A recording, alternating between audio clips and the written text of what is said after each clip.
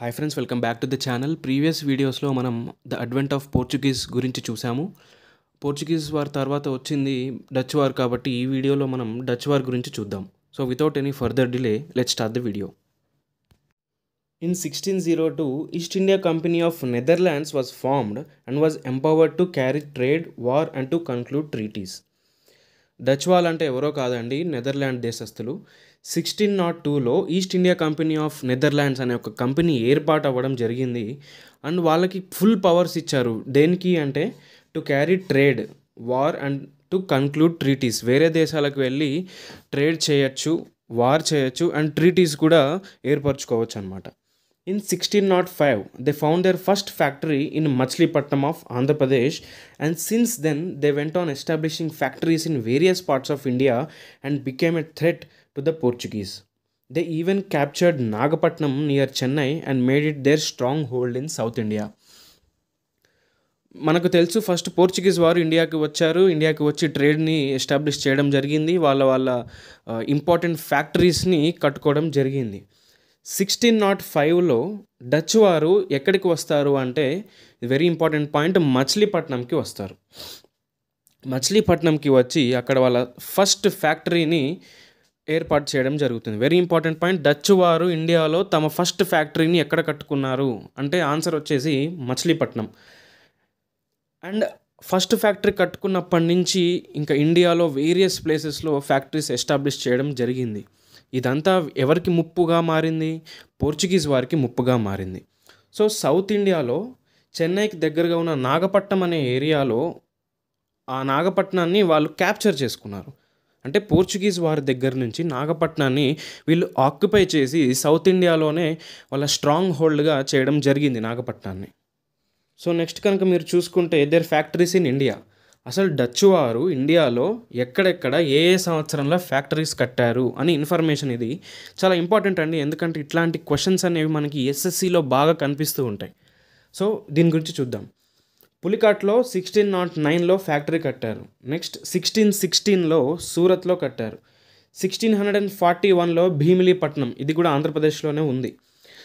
1645లో కరైకల్, 1653లో చీన్సురాలో కట్టారు.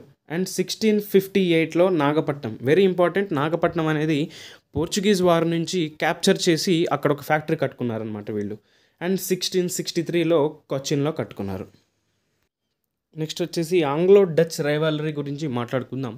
సో ఇంగ్లీష్ వాళ్ళకి డచ్ వాళ్ళకి ఒక రైవాలరీ ఉండేదన్నమాట. ఎందుకంటే రెండు కంట్రీస్లో కూడా ఈస్ట్ ఇండియా కంపెనీ అనేది and east India company of Netherlands అనేది ఒక కాలంలోనే ఏర్పాటు అవ్వడం జరుగుతాయి. వాళ్ళు ఏకకాలంలోనే ఈస్ట్ వైపు వస్తూ ఉంటారు ట్రేడ్ కోసం. సో ఆబ్వియస్లీ ఇలా రైవల్రీ అనేది ఖచ్చితంగా ఉంటుంది.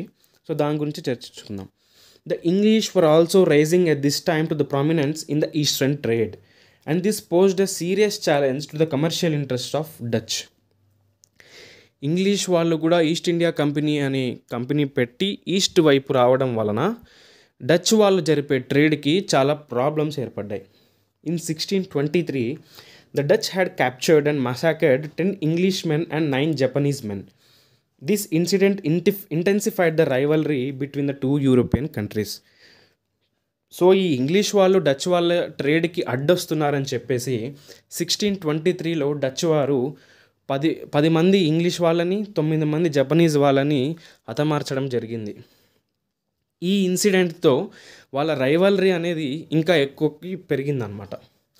After prolonged warfare in 1667 British agree to withdraw all their claims on Indonesia and Dutch retired from India to concentrate more on Indonesia.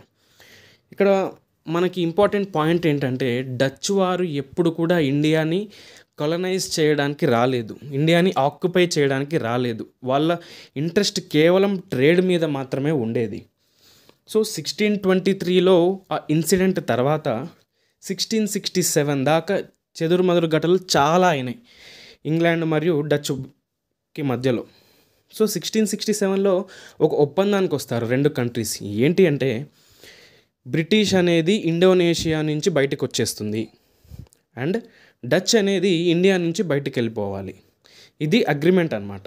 ఎందుకంటే డచ్ వాళ్ళ ఇంట్రెస్ట్స్ అన్నీ కూడా ఇండోనేషియాలో ఉన్నాయి అండ్ ఇంగ్లీష్ వాళ్ళ ఇంట్రెస్ట్స్ అన్నీ కూడా ఇండియాలో ఉన్నాయి. సో ఈ అగ్రిమెంట్ ద్వారా ఈ రెండు కంట్రీస్ మధ్యలో ఉన్న వైరాన్ని మనం ఎండ్ చేయొచ్చు అనేసి వాళ్ళ ట్రీటీకి చేసుకున్నారనమాట. Meanwhile the Dutch traded in cotton, textiles, silk, indigo and Golconda diamonds. Very important point.